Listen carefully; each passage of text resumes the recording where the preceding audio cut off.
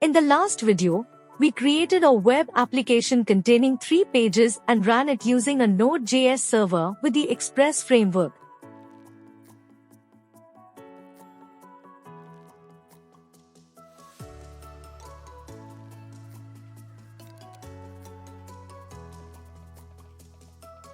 If we look at the directory structure of the web app, you can see the public HTML folder, where all the HTML, CSS, and image files for the web application are stored. In the server folder, we have the index.js file, where we have written the code for running the Node.js server. We also have the package file here along with the npm packages that we have already installed. I will open the index.js file. Here, you can see the code for creating the Node.js server. We are redirecting all the incoming requests to the root to the public HTML folder to run the web application in the browser. Now, I'm going to create a REST API using the same Node.js server we are currently running. This REST API will provide backend capabilities for our web application.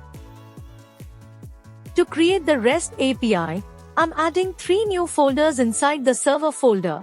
The first one is routes. Inside this folder, I'm creating a new file, indexroutes.js. This file maps URLs to specific index controller functions. The routes file often incorporates middleware functions that process requests before they reach the final route handler. This can include authentication, validation, or parsing data. The second one is controllers. In this folder, I'm creating an indexcontrollers.js file, which will contain functions or logic for processing requests and generating responses. The indexroutes.js file we already created will redirect all incoming requests to different functions available in this indexcontrollers.js file.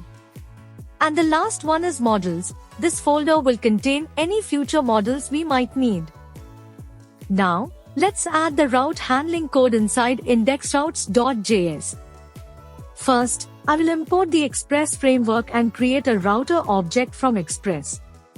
I will also import the previously created index controller file. As you know, there are different types of requests for a REST API. In this video, we will focus on the GET and POST requests.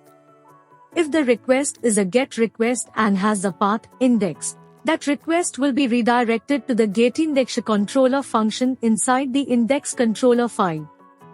If the request is a POST request, it will be redirected to the createIndexController function. We can also pass some data along with this POST request, which I will demonstrate. Exporting the router object so that it can be accessed from the index.js file. Let me go to index controller file and create the 2 functions mentioned in the indexroutes file. For the GET request, the response will be a simple hello world string. For the POST request, we expect a data parameter name. We extract the name from the request object, add a greeting message with the name, and send it back as the response. Additionally, I'm setting the HTTP status code to 201, indicating that the request is fulfilled and a new record is created. Here also, I'm exporting these 2 functions to make them accessible from other parts of the application. Now that all the required functionalities for handling the GET and POST requests are completed, we need to make some changes in the index file to make the API functional. I'm importing the body parser module, which is a middleware used to parse the incoming request body and to extract JSON, URL encoded, or multipart form data. Next, I am adding the body parser middleware to the Express application to extract JSON data from all incoming requests. Adding a route handler for the REST API. Currently, we have only one route handler file, indexroutes.js. We are considering index route as the default route. Thus, If the incoming request is having the path API in the URL, we will redirect them to IndexRoute handler file. Importing the indexroutes.js file. Let me install the body parser module that we used in the code using the npm command and then run the server.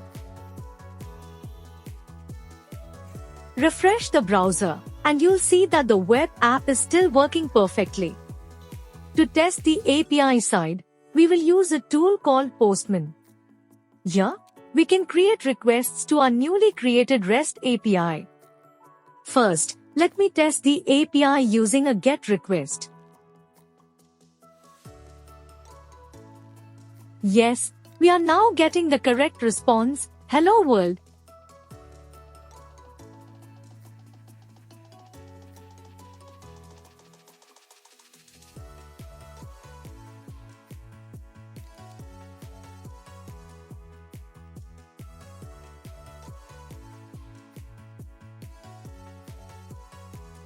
Next, let's test the POST request.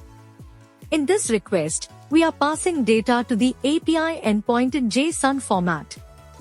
We are passing the name parameter.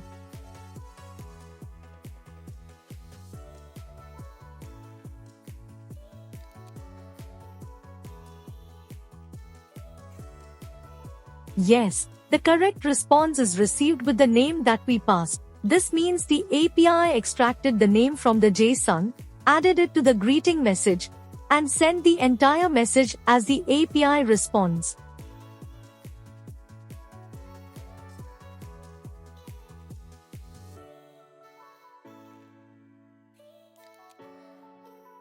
Additionally, we received the HTTP status code to 01, indicating that the request was fulfilled and a new record was created. So this is how we create a REST API and run both the API and web application within the same server application instance.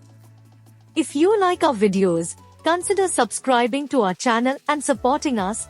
Thank you.